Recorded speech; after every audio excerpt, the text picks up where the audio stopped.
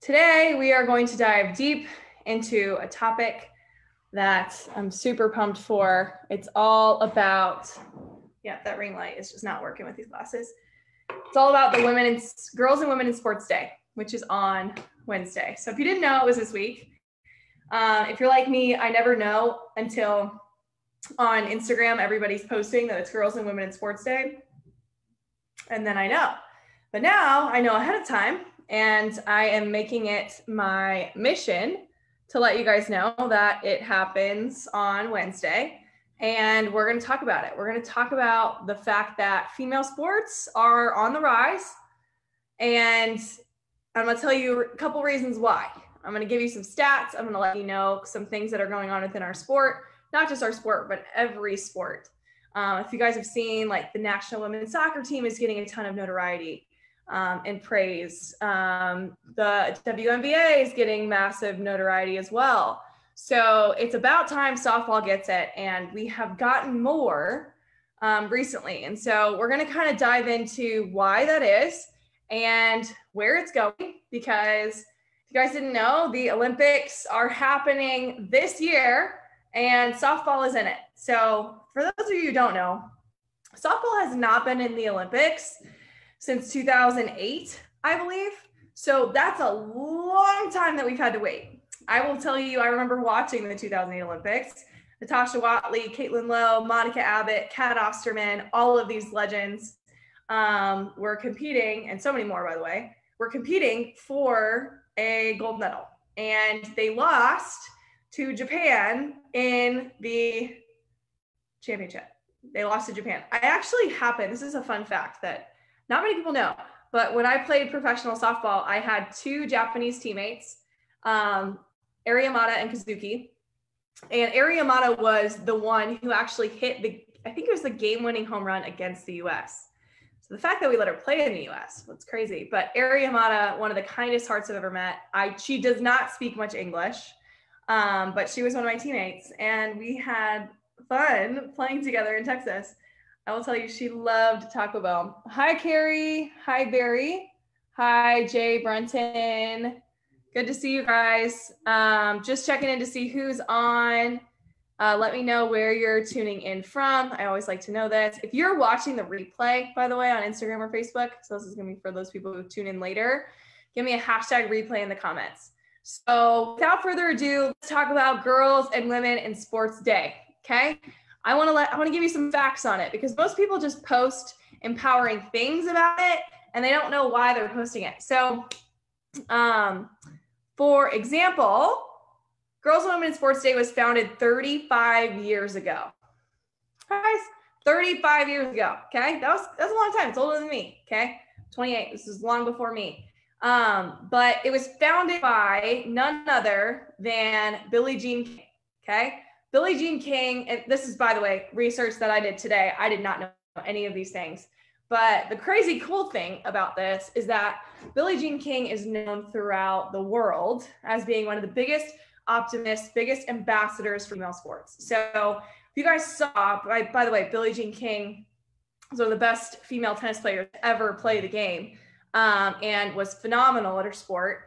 And I think she even, and this is probably bad because most parents are probably going to be able to correct me here in the comments on Facebook, but she even competed against a male tennis player because she knew that she could beat him. Like, she knew that, she would have to get, obviously men are just genetically stronger. That's just a fact. But she was like, I want to compete against men and show them that we are as good as them, if not better in some ways. So she had a competition against a man. And then I think it was pretty much like after that is when she started this Girls and Women in Sports Day. And the significance is, by the way, it's on Wednesday. It's not today. It's on Wednesday. So when you see everybody posting about it on Facebook and Instagram and all the things, that's why, and that's where it's come from. But 35 years ago, this started. And that's pretty wild to see how far female sports have come since that moment. But y'all know we have a long way to go, right? Like, give me some hearts if you agree. It is very, very true that we have some time to make up. I mean, probably within my lifetime, unfortunately, softball players probably won't make much as MLB players, But it's like one of my missions that I'm on. I'm like, let's find a way to let female athletes be able to continue their sport, be able to make money while doing it, and let's see how big our sport can get. I'm going to give some shout outs. Some people are tuning in. Carrie's tuning in from KCMO, Go Chiefs, Kansas City, Missouri. Love it. Virginia, let's go. We got Missouri. Again, I love that. Newark, California. So fun. Okay, so Mike is popping in and he's telling me who Billie Jean played against. She played against Bobby Riggs in the Battle of the Sexes match. Yes. So that was the match I was thinking of. Thank you for telling me it was Bobby Riggs. Totally didn't remember the name, but I remember studying it in school and I already forgot his name. I need to remember this stuff. Thanks, Mike. That's really helpful. Yeah, so Billie Jean King came up with this Girls and Women in Sports Day. And I don't want it to be a day that we forget because it's probably one of the most important days of the year for us female athletes, us softball players. And those parents that are tuning in right now, don't let your athlete go through Wednesday without knowing what's going on that day. And we have some athletes here hanging out with us. Hi, guys. So Wednesday is a big day for us because softball is not one of the most well-known sports, but it's getting there. I mean, it's even like number 3, I believe, so the Women's College World Series in softball, I believe, is ranked number 3 on the most views all over ESPN. That's over football and basketball. So the fact that softball has some of the most viewership ever when it comes to numbers, that's telling you that our sport is on the rise as it is. So most young athletes, they dream to play in college, which I think is amazing. But as someone who played in the NPF, in the professional softball league for 2 years, I want to talk about this for a little bit because when you think about it, I don't want to tell you how much I made, but I probably made the equivalent amount of not a single A baseball team, but below that. So whatever that is for baseball. And that is the highest level of professional athletes at the time were making that type of money. And that doesn't go for, I had a sponsorship with Boomba and some athletes right now have sponsorships with like Nike and things like that. So obviously they're making more money, but within the sport itself, there's like nothing there. And I think that we are headed in the direction of being able to pay professional softball players in general more money for what they do. And I think that's just something that like, I just want to talk about, I'm excited about, because as these youth athletes that I'm working with and the youth athletes that you have, they will finally one day have something to look up to in the game of softball. So obviously like playing for a Women's College World Series is probably equivalent right now to a gold medal in the Olympics, because most girls haven't seen an Olympics unless they're my age, because that was in 2008. That was so long ago, the last time we got to watch the Olympics. So think about it. Like, we need to look at this gold medal that the U.S. women's national team is after. That has to be like the biggest thing right now that people that you can attain, that you can have. And just like the crazy thing is like, it took that long. 2008 was the last Olympics. We are now in 2021 finally playing in another Olympics. And I hate to break it to you, but it's true. 4 years from now, when we compete in the Olympics again, softball won't be in it. They already took it out for the next Olympics. So this is going to be the only Olympics some athletes will be able to see within the next 8 years. So it's going to take another 8 years for us to be back in. So that's why we need to like center upon this USA, competing in the Olympics, because like, this is a big deal. This is a big deal for us. And I say us because us softball people, we are literally a family, and there's nobody else I'd rather be talking to today. But this is awesome. And I know I was talking about Girls and Women in Sports Day, but like, let's honor the athletes that competed in the 2008 Olympics. Those are Natasha Watley. Those are Caitlin Lowe. If you guys didn't know, 2 weeks ago now, I think 2 weeks ago, Caitlin Lowe was on the When the Cleats Come Off podcast. I got to interview her. It was an epic conversation. If you have not listened to it yet, go to When the Cleats Come Off on Spotify, Apple, or Google Podcasts. You guys can listen to it. It was amazing. She talks about the Olympics and how much fun it was playing in it for her. She is now the assistant, or actually associate head coach at Arizona. Anyway, people like her, people like Monica Abbott, people like Kat Osterman, who are going to be competing in the next Olympics. They are massive role models to young athletes. I remember sitting on the couch with Dad, watching these gold medal games go on, watching us lose to Japan. It was like the most heart-wrenching thing, but that is necessary for this sport to grow. Our sport is the best. Sorry to anybody else who plays another sport and thinks another sport is the best. I will always say softball is the best because I played it at the highest level and because I learned so much about myself while I played. So here's the deal, y'all. Girls and Women in Sports Day. This is for all female sports, all right? But ours that we share collectively is softball. So what we can do on this day is think about who the heck are you going to look up to at the Olympics? Do you guys even know who's on the roster? My guess is most athletes right now don't know who's playing for Team USA. And it breaks my heart because those athletes that competed in the 2008 Olympics were literally celebrities to me at that age. And that's because they had competed in this Olympics and the last one. But right now, they're not celebrities, okay? So here's where I'm kind of moving into. So this week, actually on Wednesday, a podcast episode is going to drop on When the Cleats Come Off.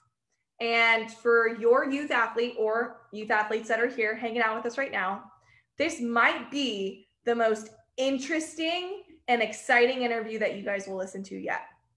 It is with the current Team USA shortstop. If you guys don't know, who do you think the Team USA shortstop is right now? I'm going to wait for some people to dive in on the comments because she is very significant. She is an All-American from UCLA. She had two older sisters that played at the highest level. One of them was a standout at Oklahoma, and the other one was a four-time All-American at UNC, where my baby sister plays right now. So those were her two older sisters, and she had them to look up to. Those were like her role models forever and ever, amen. And she, like me, she's only a couple years younger than me, she looked up to those players who played for Team USA as well. And now she gets to actually wear Team USA on her shirt, and she gets to compete in the 2021 Olympics. And our conversation, yes, Mike just got it right. He's on Facebook. He said Delaney Spalding. Yes, Mike is correct. It is Delaney Spalding. She is going to be on the podcast on Wednesday. And I'm not here to tell you that. I'm here to talk to you about the fact that the day this drops is the same day as Girls and Women in Sports Day. So it's time to take that Olympic roster and start getting to know them, okay? Because there's a reason why they're playing at the level that they're playing. There's a reason why they're going to be wearing our country, and I know some people tune in from other countries, but y'all, I'm all about USA right now. They will be wearing our country on their chest, representing us, the softball community at the highest level against every other country in the United States of America. And every other country in the world. And we need to back them up. We need to show them that we have their back, that when they compete against Japan, we have their back. They're going to beat them. Because Caitlin Lowe even talked about it. I think she talked about this on the podcast 2 weeks ago about how it still stings because they lost to Japan in the championship game at the Olympics. So y'all, Girls and Women in Sports Day, it's truly about understanding that there are people that came before us in this game. There are many, many people, thousands of people that came before us in this game that need to be recognized on this day, which is February 3rd, which is Wednesday this week. Girls and Women in Sports Day. Do you guys know that 4% of sports media coverage has women covered? 4%. 4% of sports media coverage collects women's sports. That's it. All the men, sorry, I know there's a ton of guys here, and they probably, I'm assuming that if you're here and you love softball, like you're on board with why I'm fired up about this. But we, like I said, play the best sport ever. We luckily were on CBS Sports and ESPN during COVID because they had a season.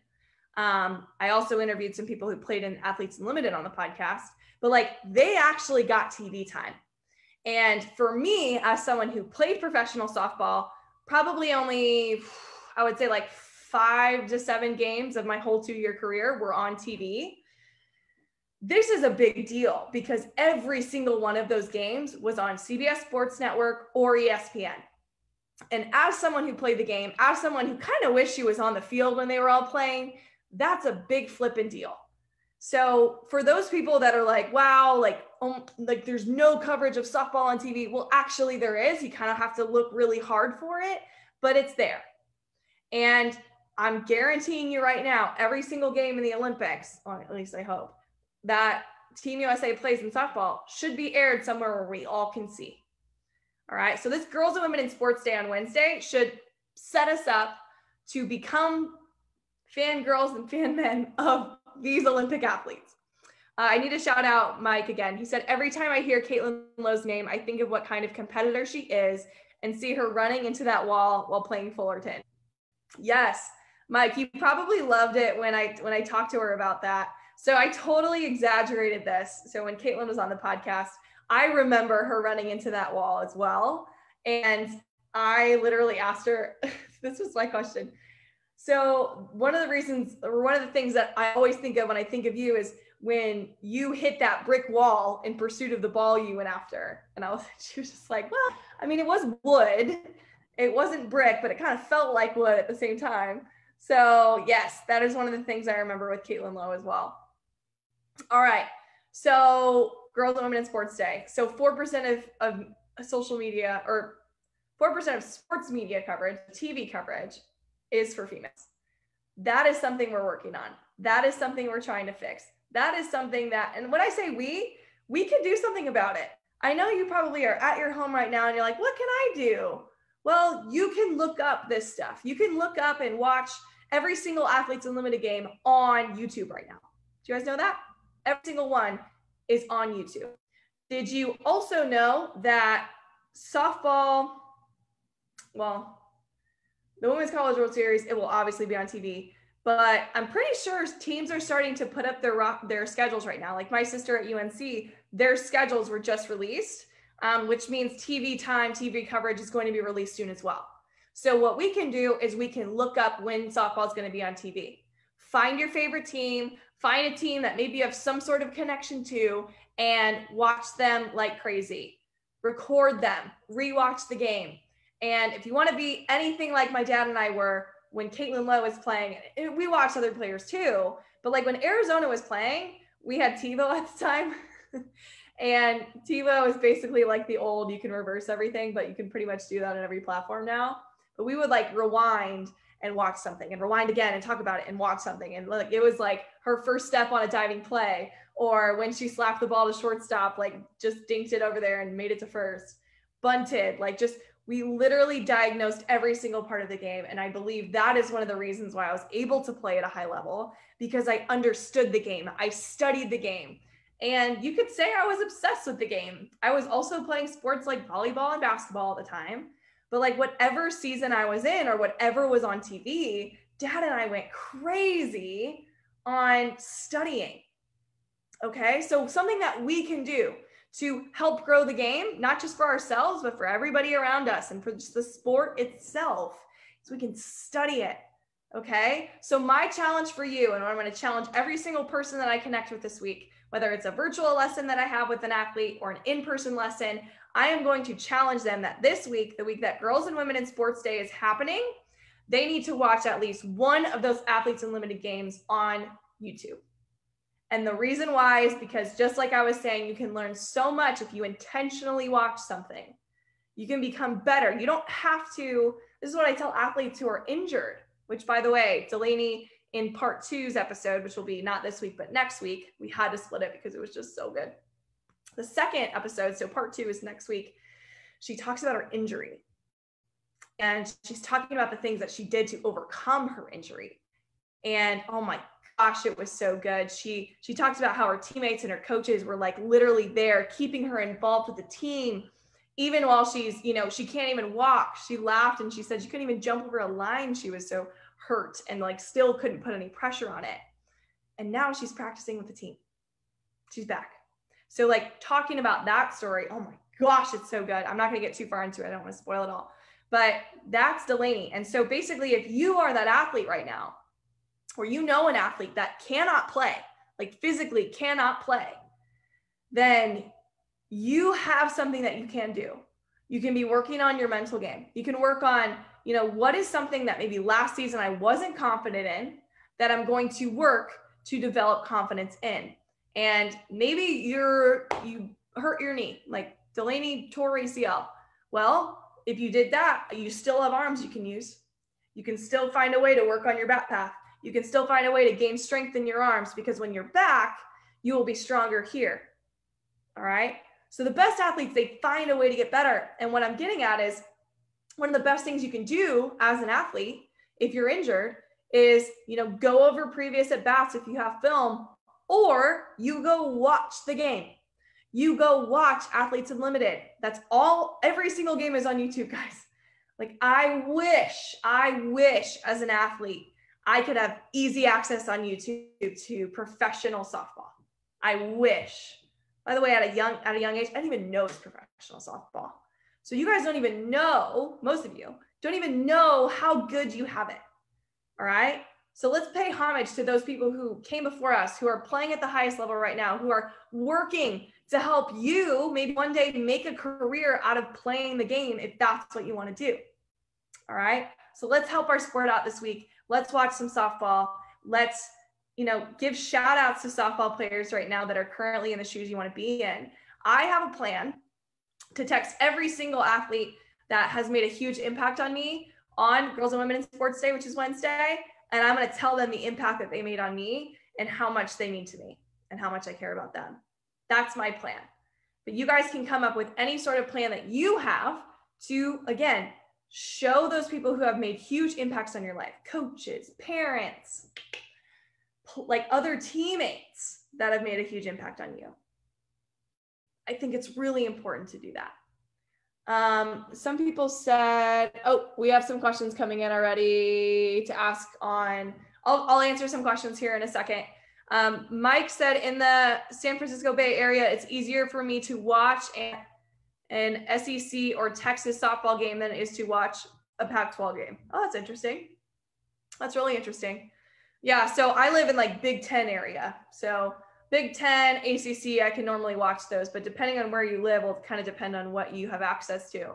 That's interesting about Texas though. But yeah, like whatever you have access to, take advantage of it. I promise you it's going to be worth it.